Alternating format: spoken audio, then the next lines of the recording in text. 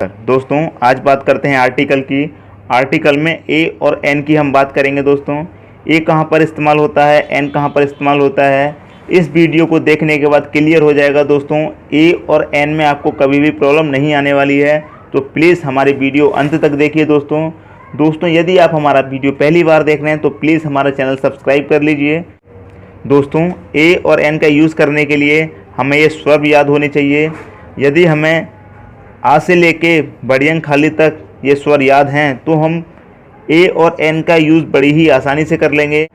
तो ये स्वर जो हिंदी में दे रखे हैं स्क्रीन पर, ये हमें याद हैं तो हम बड़ी ही आसानी से ए और एन का यूज़ कर सकते हैं। दोस्तों और ये इंग्लिश में वोवेल लिखे हुए हैं ए ई आई ओ यू।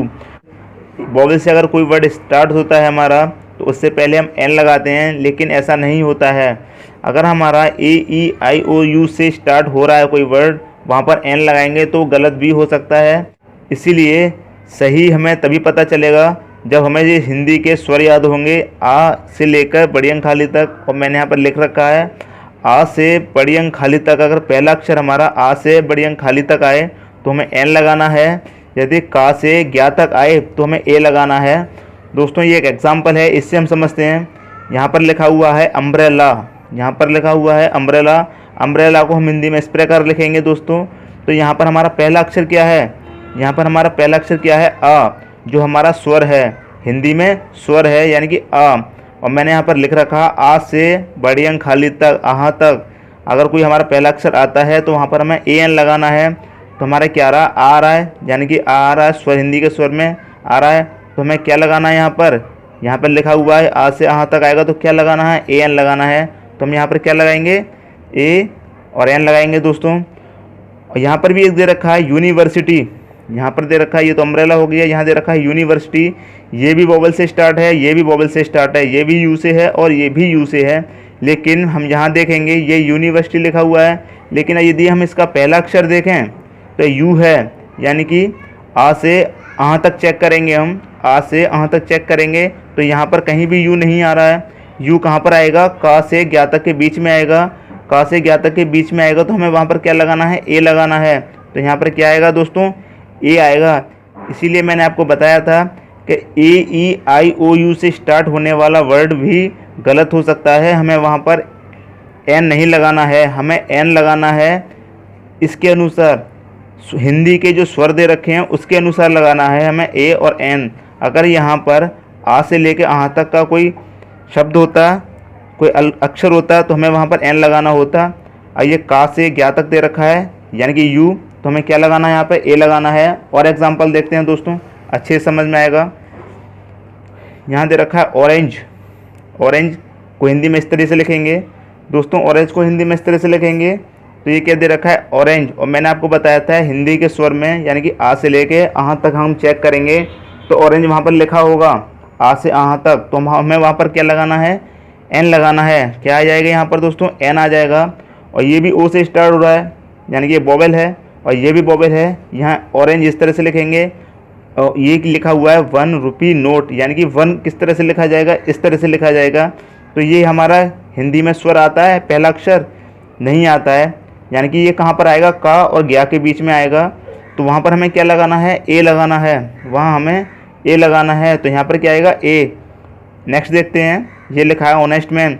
हम ऑनेस्ट को किस प्रकार लिखेंगे, इस प्रकार लिखेंगे। ऑनेस्ट को इस प्रकार लिखेंगे तो यहाँ पर हम पहला अक्षर देखेंगे हिंदी के स्वर का, तो यहाँ पर क्या है, आ दे रखा है। और हिंदी में स्वर के स्वर में आ आता है, इसीलिए हम वहाँ पर क्या लगाएंगे, एन लगाएंगे। हमें इससे यहाँ पर क्या दे रखा है, वोवेल्स दे रखा है या वोवेल्स नहीं दे रखा है यहाँ पर पहला अक्षर, उससे कोई मतलब नहीं है। हमें मतलब है दोस्तों हिंदी के स्वर से।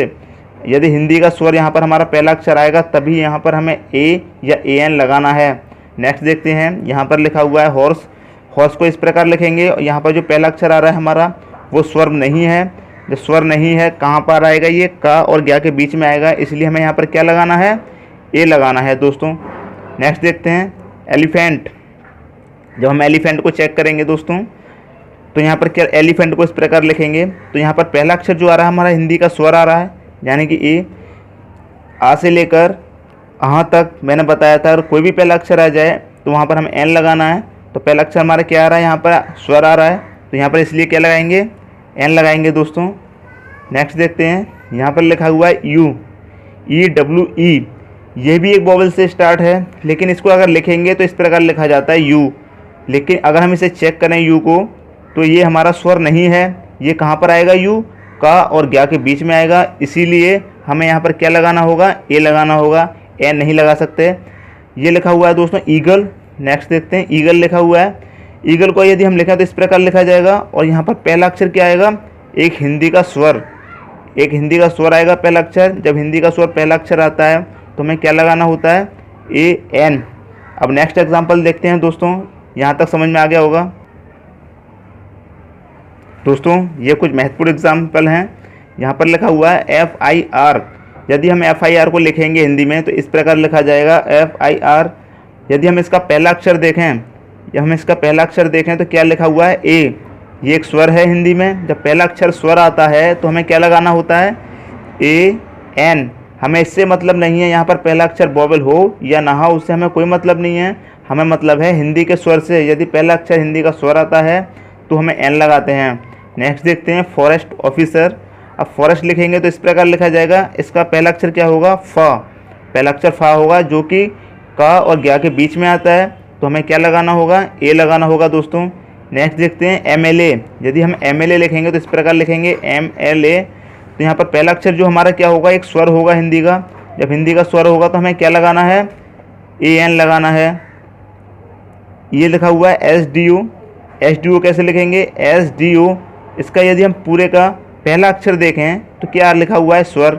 हम पहले अक्षर से ही देखते हैं दोस्तों, पहला अक्षर स्वर है तो हमें क्या लगाना है, AN लगाना है। अगर पहला अक्षर स्वर नहीं है तो हमें ए लगा देना है। अब यहाँ पर लिखा हुआ है LLB। यदि हम LLB लिखें तो इस प्रकार लिखा जाएगा LLB। यदि हम इसका पहला अक्षर देखें तो क्या लिखा हुआ है, ए, जो कि हिंदी का स्वर है। पहला अक्षर हिंदी का स्वर आ जाए दोस्तों तो क्या लगाते हैं हम, AN लगाते हैं।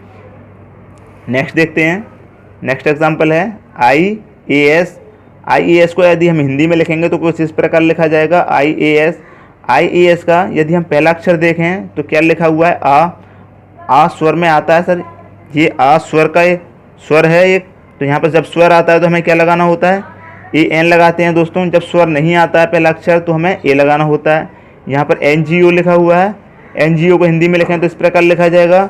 इसका अगर पहला अक्षर देखें तो एक स्वर है, पहला अक्षर स्वर है। जब पहला अक्षर स्वर आता है तो हमें क्या लगाना होता है, AN।